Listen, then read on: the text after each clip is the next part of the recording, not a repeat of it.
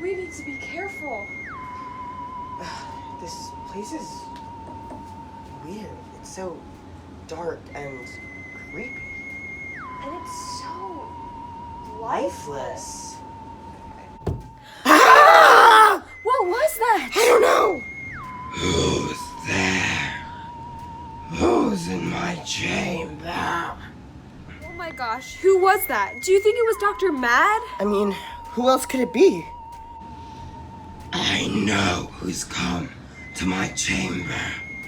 It's my favorite little scientist.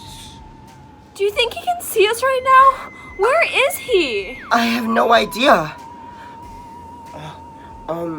Lizzie, look. It's dark outside, but it's only 9 a.m. right now. You're right. That's really weird. It should be light out.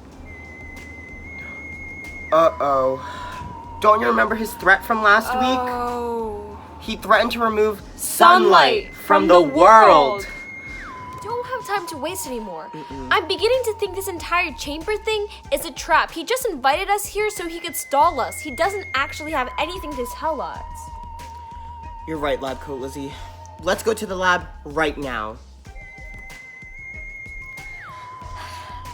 The world is getting scarier and weirder by the minute. Hey. We've stopped him before, and there's no way we can't do it again. Especially since we have the help with our little scientists. You're right. And this week, we're going to change things up. This week, we're going to be learning about chemistry. Way cool! That's my favorite type of science. We saved the best for last. Definitely. Welcome to the final week of Super Science. Chemtastic chemistry. But before we begin, let's dive into the details. So that brings us to lab time! Guys, Dr. Science here. Today we're going to be making a volcanic explosion in lab. So let's go over our materials. First, you'll need a pot or a 2-liter Coke bottle will be best. Just something to hold on the materials. You'll need a measuring cup because we're going to be measuring in milliliters today. You'll need about 100 milliliters of water, and make sure it's cold water. You'll need food coloring, dish soap, and white vinegar. For our first step today, we're going to be combining some ingredients. The first being vinegar, water, dish soap, and 2 drops of food coloring into the pot.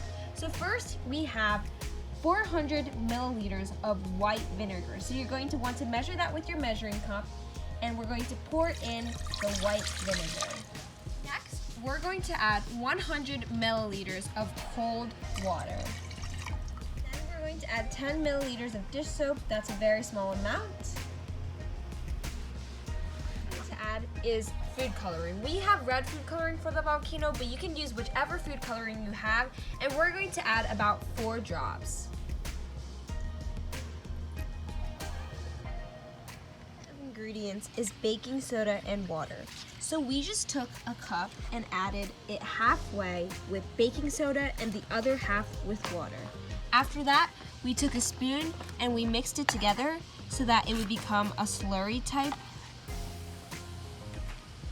So you can feel that it's half liquid, half hard. And then we're going to mix this mixture with this mixture.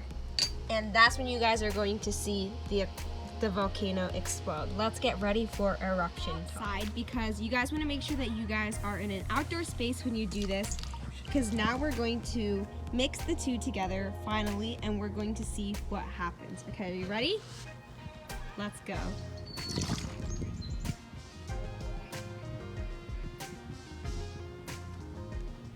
Wow. Okay, so it wasn't a huge eruption like we were expecting, but do you guys see that it's like foaming up and coming out?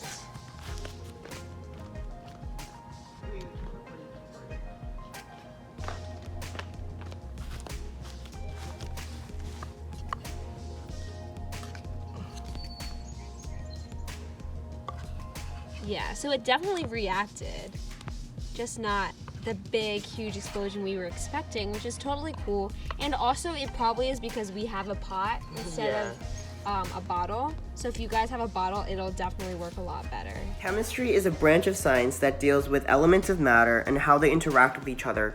It's sort of like physics, but on a really, really small scale. We learned last week that physics is the study of how objects interact with each other, but chemistry is the study of how the elements that make up the objects interact with each other. So what happened? A chemical reaction between vinegar and baking soda creates a gas called carbon dioxide.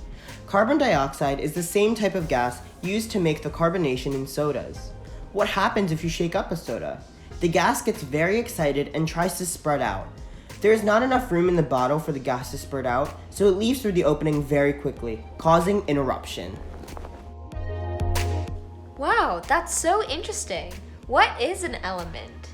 An element is a pure substance that cannot be broken down into simpler substances. For example, oxygen is an element. Gold and silver are elements as well. There are 118 known elements, but there may be more that scientists haven't even discovered. They are organized into a table known as the periodic table. That's so cool.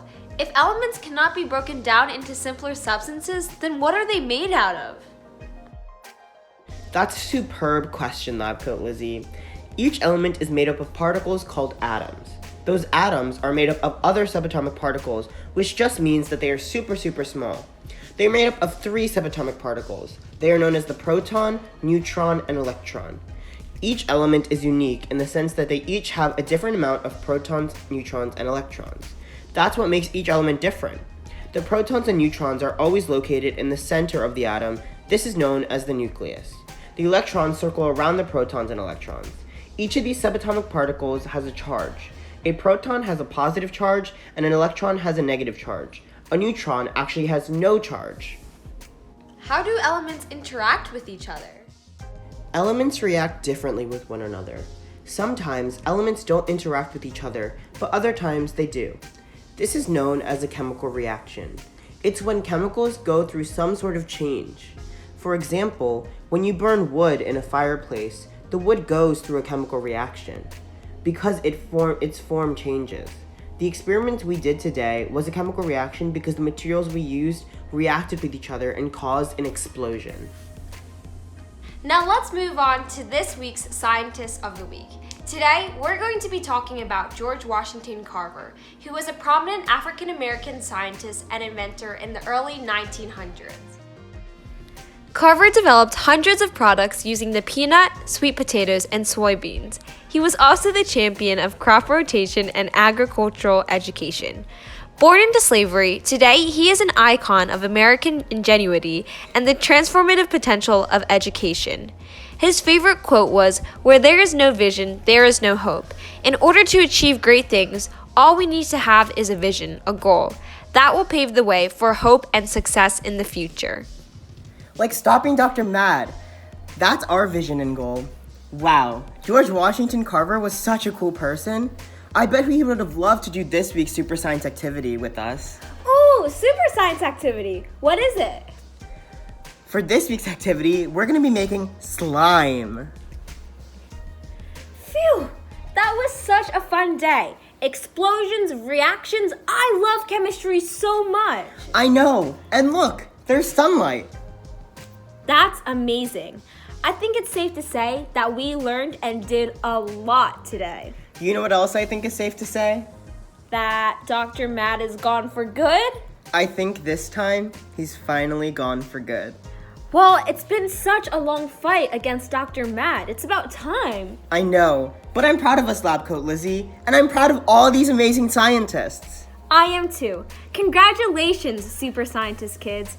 You guys have successfully finished your journey with us, but that doesn't mean it ends here altogether. You still have so much more science to learn. So many questions to ask, so many concepts to think about, so many more experiments to do in your future. Never stop loving science. We can't wait to see you next year. Well, kids, we are so happy that you joined us all the way. And with that, we'll see you soon. Signing off, Dr. Science and Lab Coat Lizzie.